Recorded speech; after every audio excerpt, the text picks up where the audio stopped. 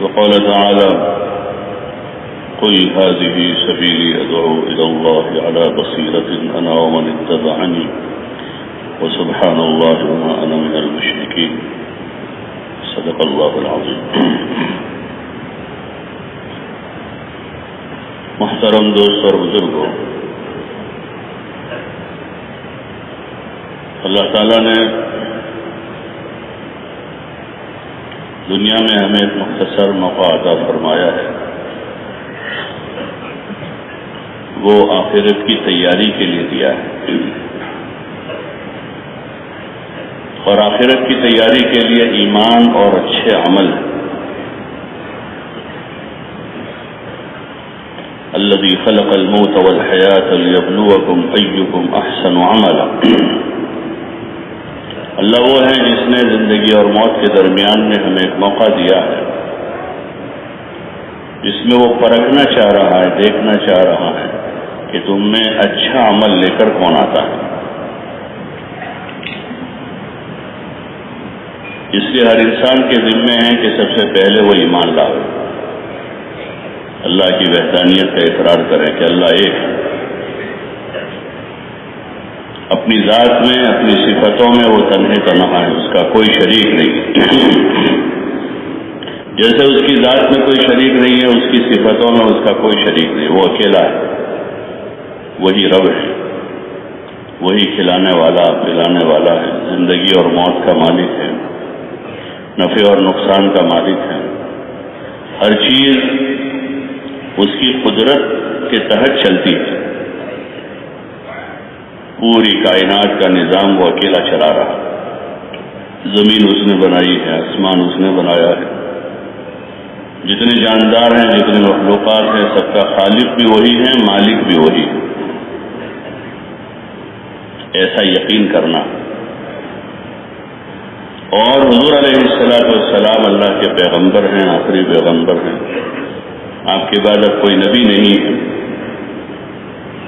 آپ کو خاتم النبیین بنایا، رحمت للعالمین بنایا، آپ کو قیامت تک آنے والے انسانوں کے لیے اسوہ اور نمونہ بنایا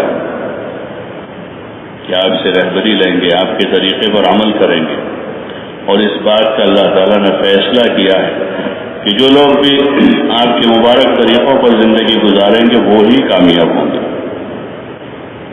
آپ کے طریقے سے ہٹ کر جو آدمی زندگی گزارے گا وہ ناکام ہو جائے گا۔ اس بات کا یقین کرتے ہوئے آپ کے طریقوں پر زندگی گزارنے کی کوشش کرنا، یہ پہلی اور بنیادی ذمہ داری ہے ہر ایک کے ذمہ، یہ پہلا کام ہے اس دنیا میں، تجارت سے پہلے، ملازمت سے پہلے، زراعت سے پہلے، ہر کام سے پہلے یہ کام ہے پہلا، اللہ پر ایمان لانا، حضور صلی اللہ علیہ وسلم کی نبوت و رسالت کو تسلیم کرنا، آپ کے طریقوں میں کامیابی کو یقین کرنا، اور آپ کے اچھے اچھے طریقوں کو زندگی میں داخل کرنا، جس کو اچھے عمل کہتے ہیں۔ ان الذین آمنوا وعملوا الصالحات، وہ لوگ جو ایمان لائے اور انہوں نے اچھے کام کیے، کہ اب جو بھی کام کریں گے اچھا ہی کریں گے، دو فعل آدمی کیا تو برا ہے یا اچھا، آدمی زبان سے اچھا بولے گا، برا بولے گا، خیر کی بات بولے گا، بھلائی کی بات بولے گا، اللہ کا نام لے گا، قرآن پڑھے گا، سچ بولے گا یا جھوٹ بولے گا، برائی کی بات بولے گا۔ ایسے جسم کے ہر عضو سے یہ دونوں چیزیں متعلق ہے، یا تو اچھی ہوگی یا بری ہوگی۔ ایمان والوں کو اس کا حکم دیا کہ اچھے عمل لاوے، اچھے کام کریں، لیکن اچھے کاموں کا تعلق بھی ایمان سے ہے۔ جب دل میں ایمان ہوتا ہے، اللہ کا تعلق ہوتا ہے، تو اچھے کاموں کی سوچتی ہے آدمی۔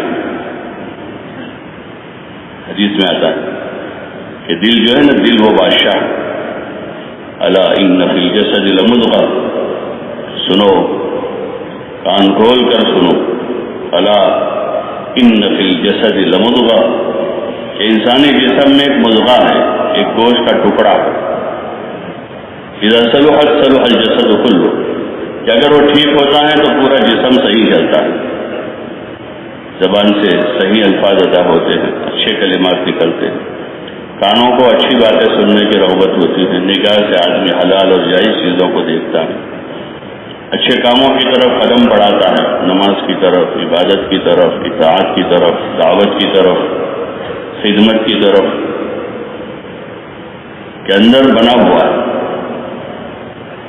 وَإِذَا فَسَدَتْ فَسَدَ الْجَسَدُ كُلُّهُ، اور اگر اندر وہ لوتھڑا بنا ہوا نہیں، اس میں فساد ہے، بگاڑ ہے، تو پھر پورے جسم سے فساد ظاہر ہوتا ہے، زبان سے بری باتیں بولتا ہے، گالی دیتا ہے، بدتمیزی کرتا ہے، غیبت کرتا ہے، ہاتھ سے ظلم کرتا ہے، برے برے کام کرتا ہے۔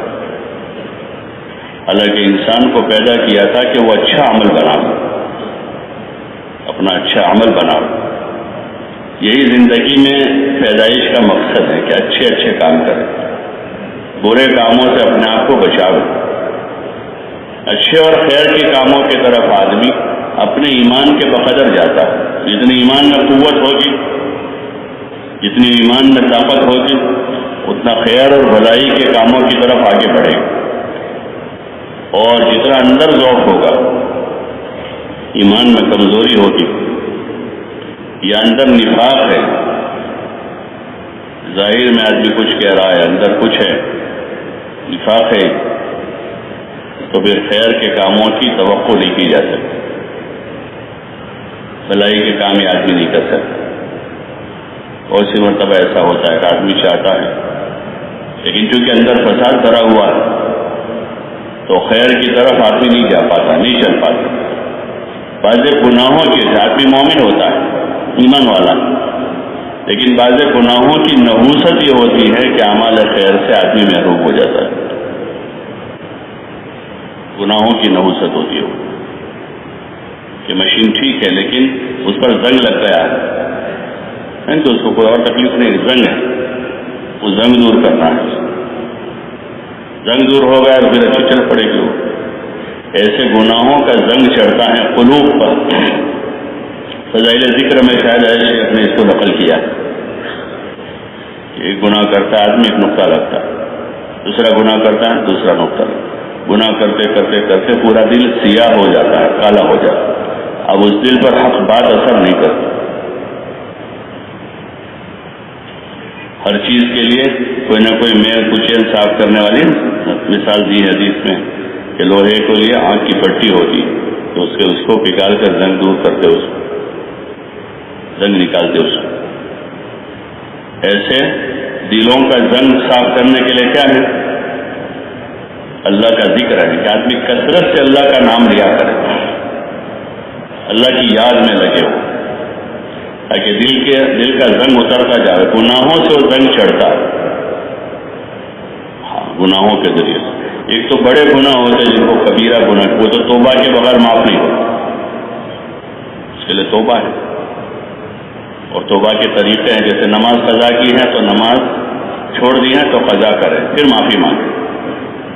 خالی معافی مانگنا کافی نہیں ہوگا کہ نماز باقی ہے معافی مانگ رہا ہے، کہ پہلے نماز پڑھیں پھر قضا کرنے کی معافی مانگیں، روزہ چھوڑا ہے، فرض روزہ ہے، قضا کریں پھر معافی مانگیں، اور آئندہ نہ چھوڑنے کی نیت کریں، تو پھر وہ زنگ دور ہوگا۔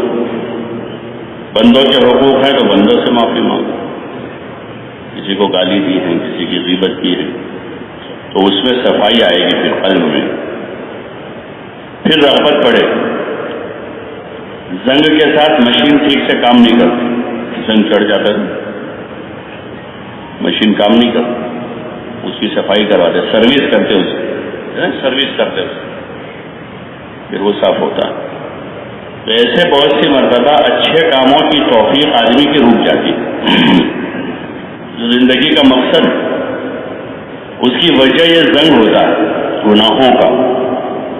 کبیرہ گناہ کی ہے آدمی نے، بڑے بڑے گناہ کر کے رکھے، ماں باپ کو پریشان کیا ہے، سب سے بڑا گناہ، ماں باپ کی نافرمانی کی ہے، رشتے داروں سے قطع تعلقی کر رکھی ہے، بہت بڑا گناہ قطع تعلقی کرنا۔ جن کا نفقہ واجب تھا اپنے ذمے، وہ نفقہ ادا نہیں کیا ہے، یا کسی کا اور واجب حق آدمی کے ذمے، حق ادا نہیں کیا ہے، اللہ کے حقوق کے معاملے میں آدمی نے چوک کی ہے،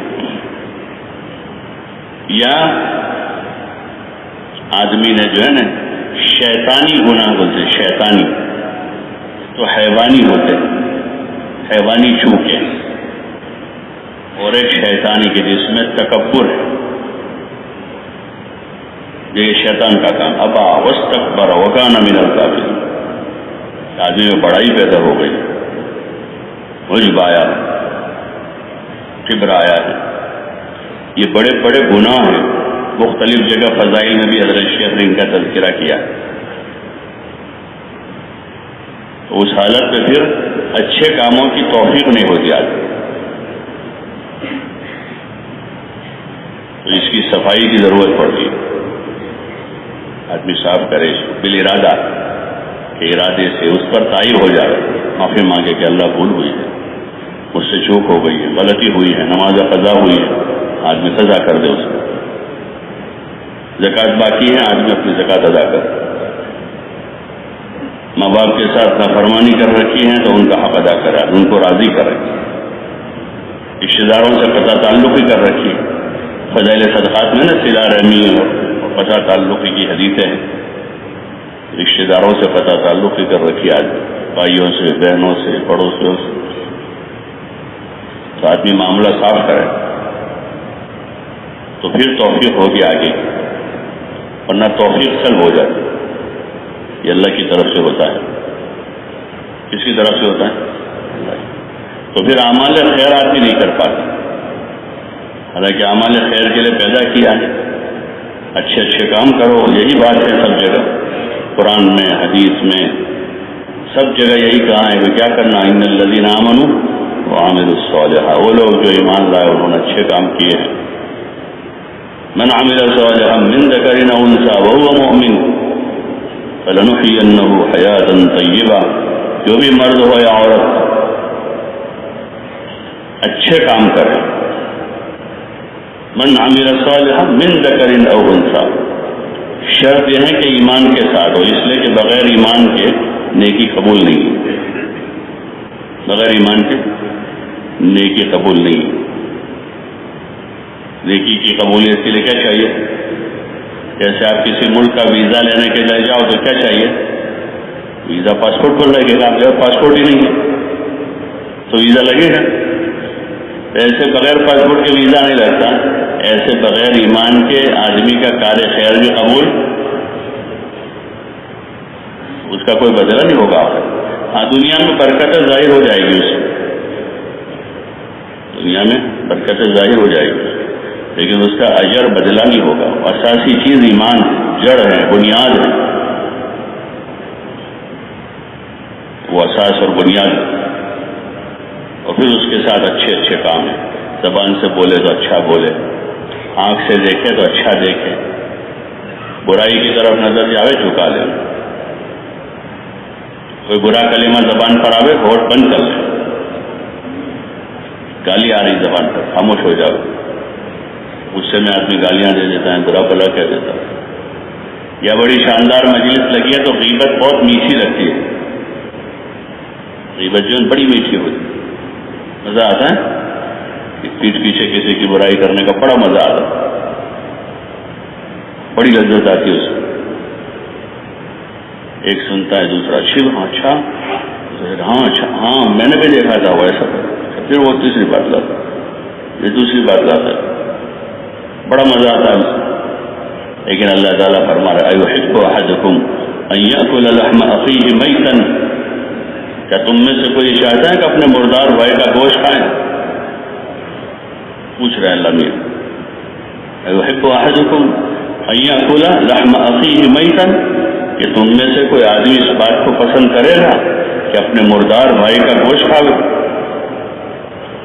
اللہ خود ہی کہہ رہا فکرہتموہ، اس کو تو تم ناپسند کرتے ہو، کوئی پسند نہیں کرتا اسے، تو پھر اللہ سے ڈرو، کس سے ڈرو؟ کہ اللہ دیکھ رہا ہے، وہ بڑا سننے والا ہے،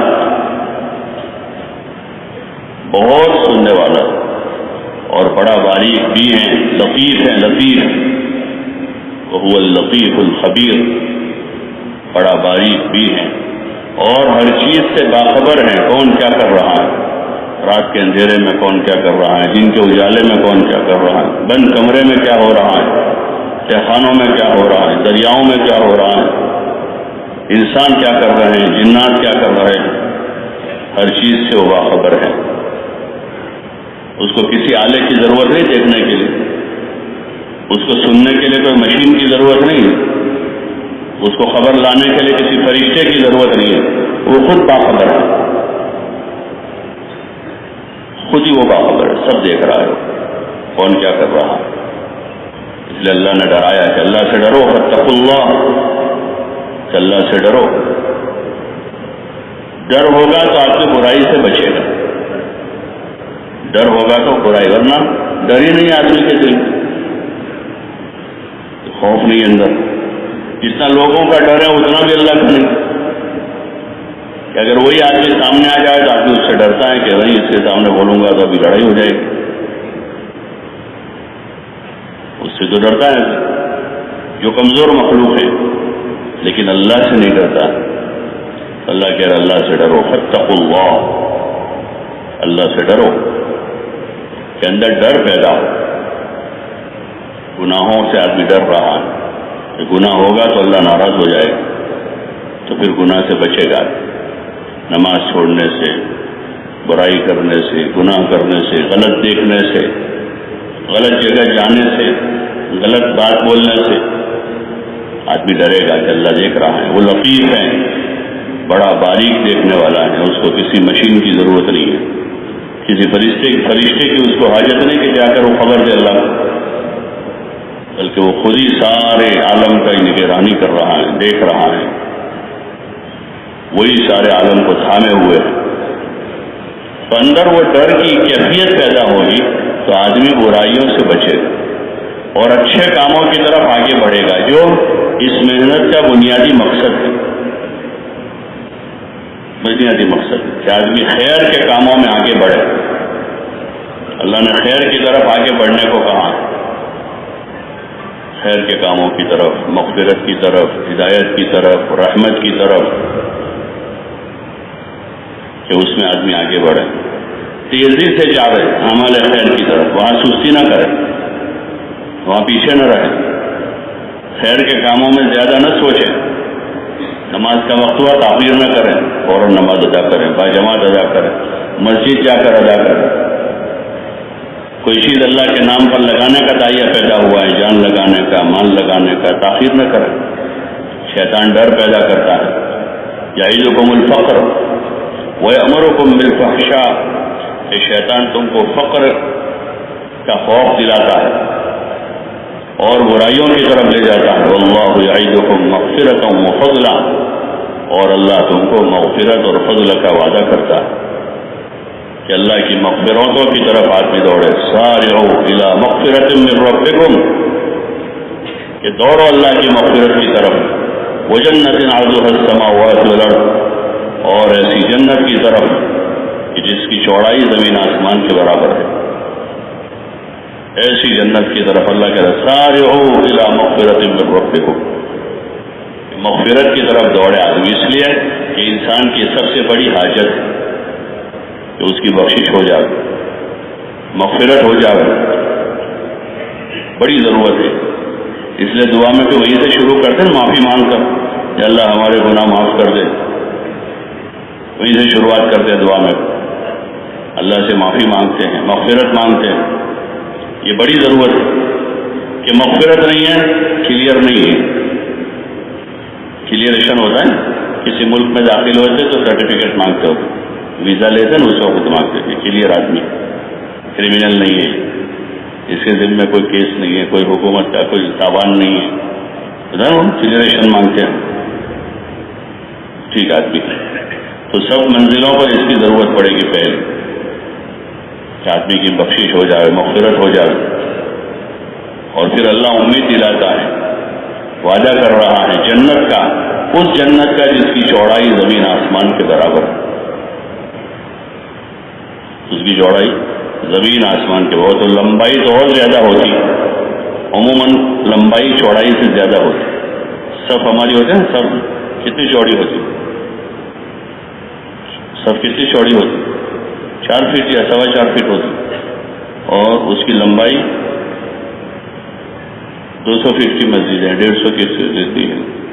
تو چوڑائی عموماً کم ہوتی، لمبائی زیادہ ہوتی. آدمی کی چوڑائی کتنی ہے؟ 22, 23, 24 انچ ہوتا ہے، شولڈر بنتا ہے آدمی کا، اتنی ہے. اور لمبائی 6 فٹ، 5.5 فٹ ہے، 6.5 فٹ. تو لمبائی عموماً زیادہ ہوتی. تو یہ تو چوڑائی اتنی ہے، لمبائی کتنی ہوگی اللہ ہی جانتا. لیکن دوڑو اس جنت کی طرف، لیکن وہاں جانے کے لیے پہلے مغفرت ہے. کیا ہے پہلے؟ مغفرت ہے. غیر مغفور جائے گا نہیں، جس کی مغفرت نہیں کیسے جائے گا؟ یہ کلیئریشن نہیں ہے اس کا. تو اس کو بٹھا دیتے ہیں نا ایئرپورٹ پر، ایک طرف بٹھا دیتے، ایک طرف بیٹھا بھی آ، پھر اس کے برابر پوچھ پرچھ ہوتی ہے، کہاں سے آئے ہو، کیا کرتے ہو، یہ ہے وہ ہے، سارا تحقیق اس کی ہوتی. ایسے وہاں اگر آدمی ایمان کے ساتھ ہے اور اس طرح سے اس نے گناہ کر رکھے ہیں تو ان کو الگ کر دیا جائے گا. ابھی ان کا کلیئریشن نہیں ہے. پھر ان کے پاس اگر کوئی ایسے اسباب ہیں جہاں سے ان کی سفارش ہو جائے، مغفرت ہو جائے، اللہ کا رحم کرم ہو جائے، یا پھر کیا ہے کہ ان کو جہنم میں بھیجا جائے گا پہلے، تو وہاں صفائی کروا کے آؤ. کلیئریشن کہاں سے لاؤ؟ دنیا میں تو بہت آسان کہ آدمی توبہ کر لے، سچے دل سے تائب ہو جائے، نماز قضا کر لے، اور کوئی حق اللہ کا ہو توبہ کر لے، مخلوق کا ہے معافی مانگ لے، مالی حق ہے ادا کر دے، وعدہ کر دے. تو دنیا میں آسان، اور وہاں بڑا مشکل ہو، وہاں بڑا مشکل ہے. ایک مرتبہ آپ علیہ السلام نے صحابہ سے پوچھا، من المفلس، مفلس کون ہے؟ صحابہ نے عرض کیا، رسول اللہ، من لا درہم لہ ولا دینار لہ، کہ جس کے پاس روپیے پیسے نہ ہو وہ آدمی مفلس ہے. عرف میں یہی ہوتا ہے، سبھی یہی کہتے ہیں. صحابہ نے بھی وہی کہا. تو آپ علیہ السلام نے فرمایا کہ نہیں، میری امت کا مفلس وہ نہیں ہے جس کے پاس مال پیسہ نہیں ہے. میری امت کا مفلس وہ ہے جو قیامت میں احد پہاڑ کے برابر نیکیاں لے کر آئے گا، لیکن اس سے زیادہ لوگوں کے حق باقی رکھ کے آیا ہوگا. ماں باپ کو ستایا تھا، کسی کی غیبت کی تھی، کسی کا پیسہ دبایا تھا، کسی کی زمین دبائی تھی، کہیں جھوٹ بولا تھا کسی کے معاملے میں، وہ صاحب حق ہیں اس معاملے میں کہ اس کے خلاف جھوٹ بولا تھا. تو یہ سارے حق والے آ کر کھڑے ہو جائیں، کیونکہ وہاں انصاف کی ترازو قائم ہوگی. وَنَضَعُ الْمَوَازِينَ الْقِسْطَ لِيَوْمِ الْقِيَامَةِ، کہ انصاف کی ترازو قائم. اور جب آدمی کو انصاف کا پتہ چلتا ہے تو پرانا آدمی بھی نکل کے آتا ہے کہ وہ آج بدلہ لینے کا موقع ہے. ہوتا ہے دنیا میں بھی ایسا، جب کوئی ایسا انصاف پسند جج بیٹھتا ہے تو پرانے 5-10 سال پرانے کیس والے بھی آگے، بھائی یہ اب اچھا جج آیا، یہ ہمارا انصاف کرائے گا. تو وہاں تو انصاف کی ترازو خود اللہ پاک قائم کرے، جس کی صفت ہی عدل ہے. تو سارے لوگ جا جائیں گے اور سب اپنا مطالبہ رکھیں گے. اس آدمی نے ہماری غیبت کی تھی، اس نے ہمارے اوپر الزام لگایا تھا، اس نے ہمارے پیسے چرائے تھے، اس نے ہماری زمین دبائی تھی. کوئی بہن آئے گی کہ یہ ہمارا بھائی تھا جس نے ہمارا میراث کھائی تھی، اس نے. سب جمع ہو جائیں گے اور اللہ کے وہاں تو انصاف ہوگا، ظلم تو ہے نہیں.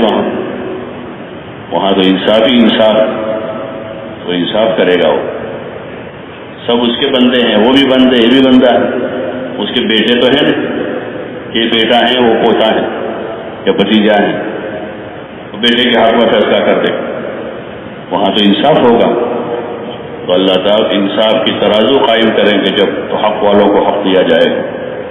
وہاں زمین جاگیر سے، سونے چاندی سے اور وہاں ریال ڈالر سے قیمت نہیں چکائی جائے گی. وہاں کی کرنسی اجر ہے، ثواب ہے، جس کا اس وقت ہم کو احساس نہیں ہے. ثواب کتنی بڑی چیز. دن بھر میں ہم بہت سارے ثواب کے موقع گوا دیتے ہیں. بہت سارے موقع گوا دیتے جس میں ہم اجر جمع کر سکتے ہیں، ثواب جو آخرت میں کام دے گا۔ بہت سارے مواقع ہمارے پاس ہوتے ہیں جس میں ہم ایسے کام کر سکتے ہیں جس سے ہمیں بڑا اجر ملے۔ جیسے حدیث میں ہے، بازار میں کوئی آدمی اگر چوتھا کلمہ پڑھتا ہے تو کتنا ثواب ملتا ہے؟ بولو نا بھائی، کتنی نیکی ملتی ہے؟ 20 لاکھ نیکی ملتی ہے۔ لیکن ہم کتنی بار گزرتے ہیں بازار سے؟ کتنی مرتبہ کلمہ پڑھتے ہیں؟ یہ تبلیغ میں یاد دلاتے ہیں، اس کو یاد ہے بھائی بازار سے گزرو، کشت میں کہتے ہیں، کشت کے آتا ہے بازار سے گزرے تو چوتھا کلمہ پڑھے، گلی کوچے میں سے گزرے تو کون سا کلمہ پڑھے؟ تیسرا کلمہ پڑھے، اور صبح شام ہر وقت چلتے پھرتے اللہ کا نام لیتے رہیں، سبحان اللہ الحمدللہ۔ یہ جامع کلمات ہیں۔ تیسرا کلمہ ہے سبحان اللہ الحمدللہ لا الہ الا اللہ اللہ اکبر، جامع کلمات ہیں ذکر کے، وہ پڑھتے رہیں۔ ایک سبحان اللہ کا ثواب کتنا ہے؟ آپ علیہ السلام نے فرمایا سبحان اللہ تملأ المیزان، الحمدللہ تملأ المیزان، کہ سبحان اللہ جو ہے وہ ترازو کو بھر دے گا۔ اور وہ کون سی ترازو ہوگی؟ اللہ کی ترازو، اتنا بڑا اجر ہو سکتا۔ تو ان مواقع کو گنوانا نہیں چاہیے، زبان پر اللہ کا نام ہو چلتے پھرتے، جس موقع کے جو ذکر ہے جو دعا ہے وہ پڑھنی چاہیے، تو اس سے اس کا جو اجر ہے وہ مرتب ہوتا رہے گا، بڑھتا جائے گا، اجر بڑھتا جائے گا۔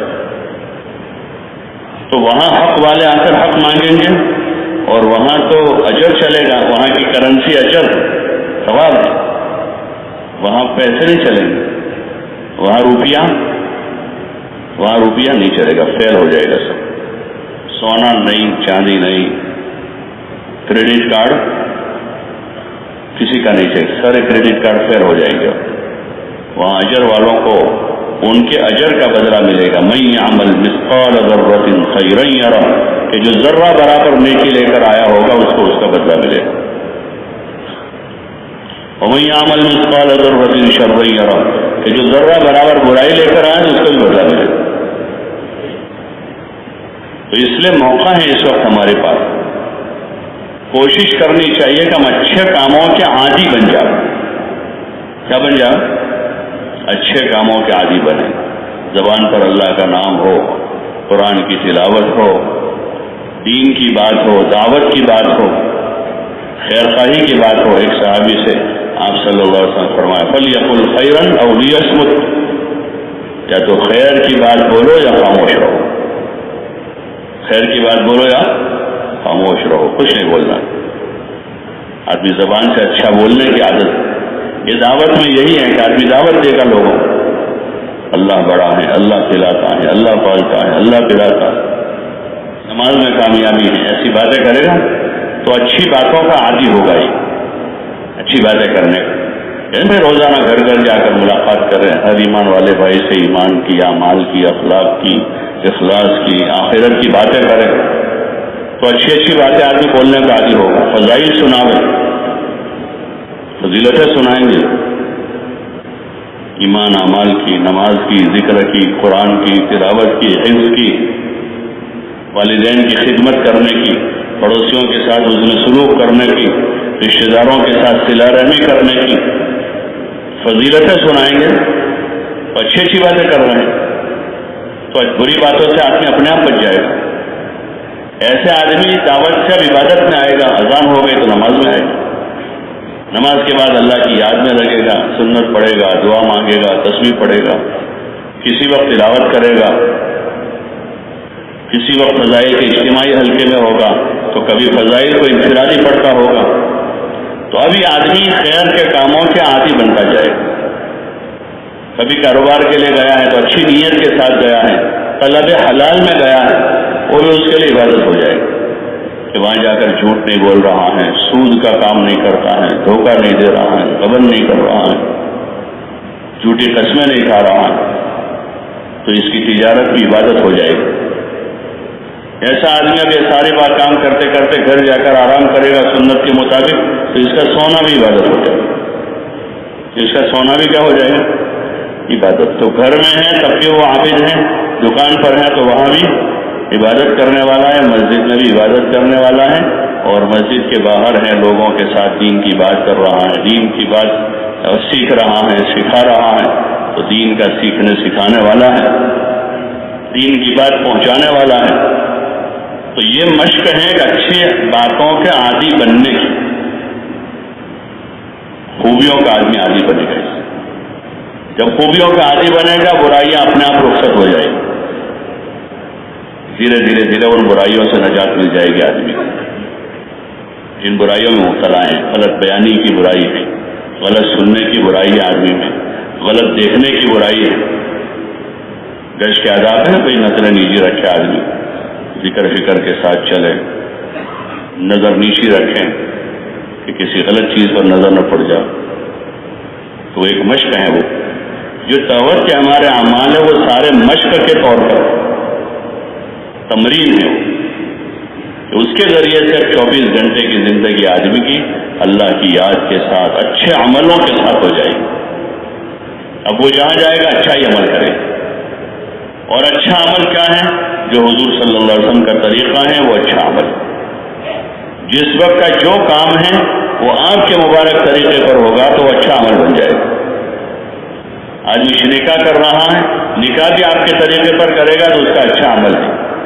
آدمی اپنی بیوی سے ملاقات کر رہا ہے، آپ کے طریقے پر ہے تو اس کا اچھا عمل ہے.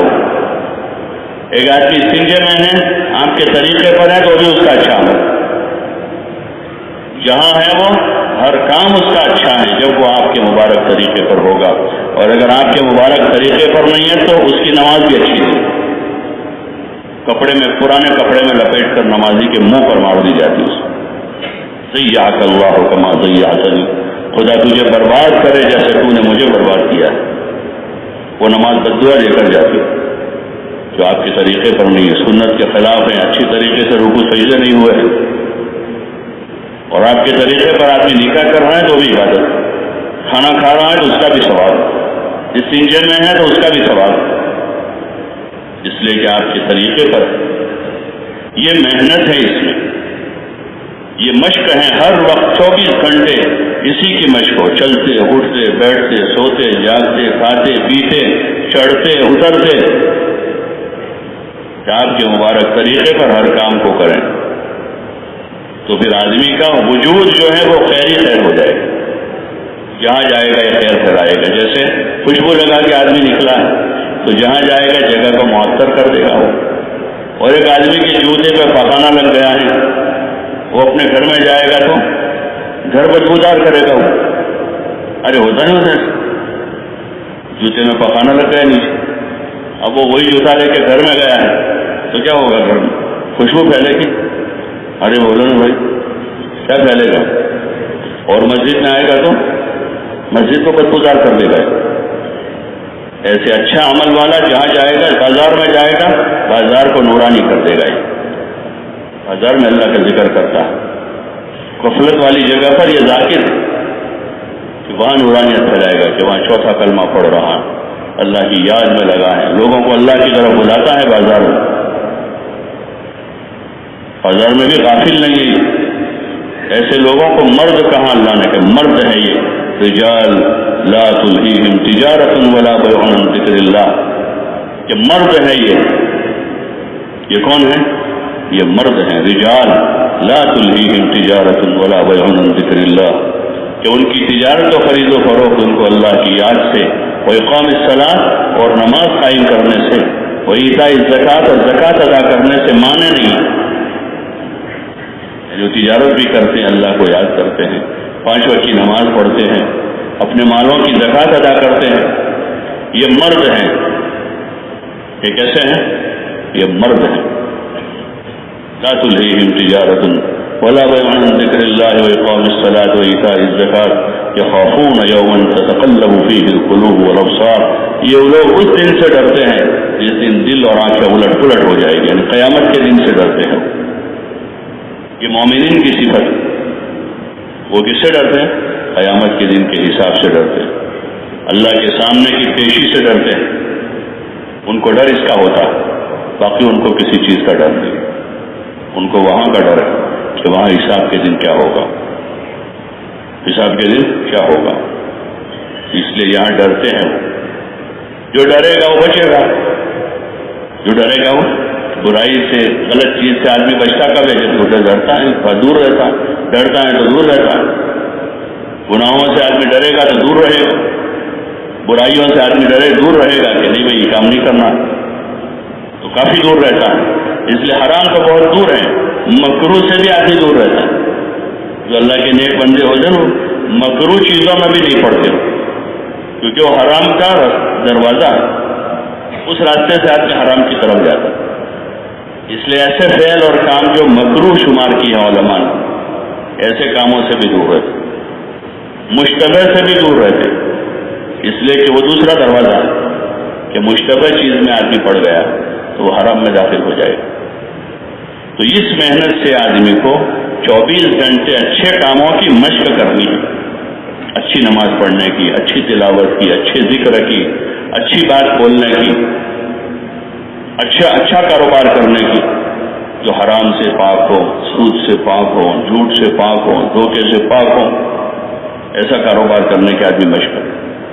معاشرے میں ایک اچھا فرد بن کے رہنے کی مشق کرنی ہے کہ بس بیٹا ہے تو اچھا فرمانبردار بیٹا بنے،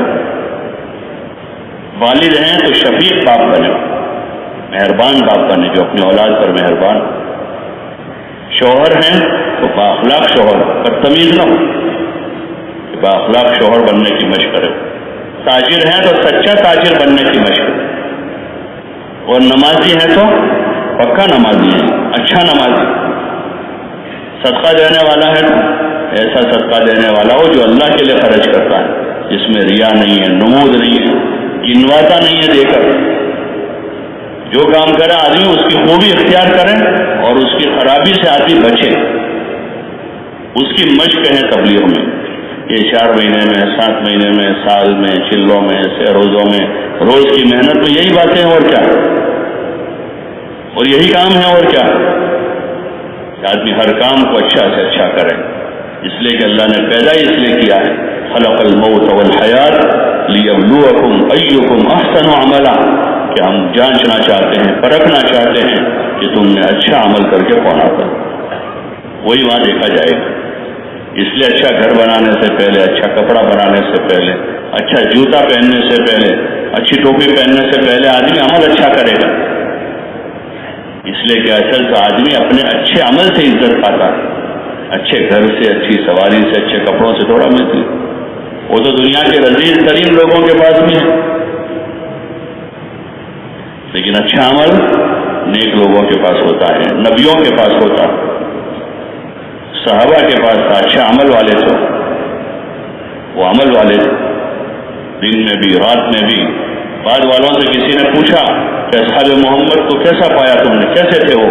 تو کہہ رہے کانوا رہبانا فی اللیل وفرسانا فی النہار، کہ وہ رات کے راہب تھے. ہم نے ان کو دیکھا کہ رات میں اللہ کے سامنے کھڑے ہونے والے، اور رات دن کے شہسوار، یہ ان کی صفتیں تھی. ایسے مختلف صحابہ کے بارے میں پوچھا، حضرت علی کے بارے میں پوچھا، حضرت ابوبکر کے بارے میں کسی نے پوچھا، کسی نے حضرت معاویہ کے بارے میں کہ آپ نے ان کو کیسا پایا، ان کو کیسا پایا، ان کو کیسا. تو سب نے ان کی یہی شہادت. وہ ایمان والے تھے، وہ تقوی والے تھے، اچھی نماز پڑھنے والے تھے، مخلوق خدا کے ساتھ خیرخواہی کرنے والے تھے، وہ اللہ سے ڈرنے والے تھے. یہ صفت عام تھی ان میں کہ اللہ سے ڈرتے تھے. کس سے ڈرتے تھے؟ اور اللہ کے سامنے کھڑا ہونے سے ڈرتے تھے.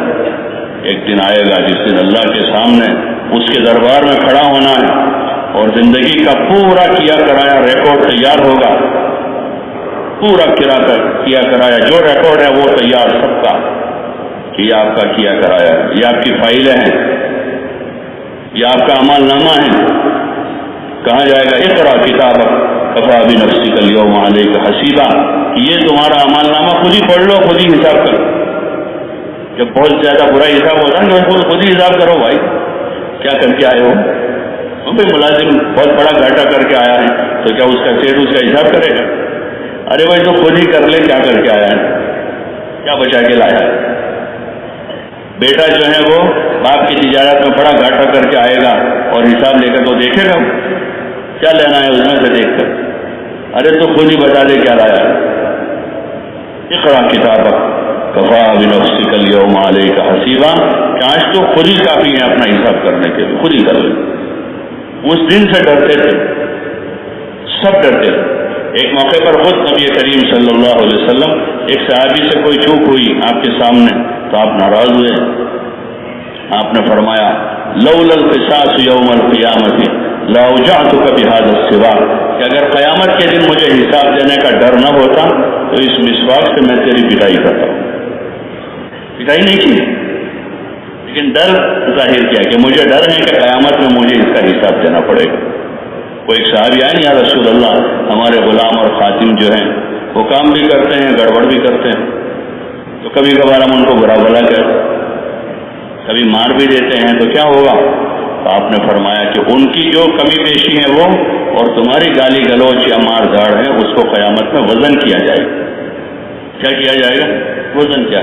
اگر ان کا بڑھ جائے گا تو ان کو بھگتنا ہوگا، تمہارا بڑھے گا تو تم کو بھگتنا پڑے گا. وہاں تو انصاف ہے. تو وہ کہہ رہے یا رسول اللہ میں نے سب کو آزاد کر لیا تاکہ یہ جھنجھٹ ہی باقی نہ رہے کہ اس کام میں پڑنا کیوں جس کا حساب دینا پڑے گا.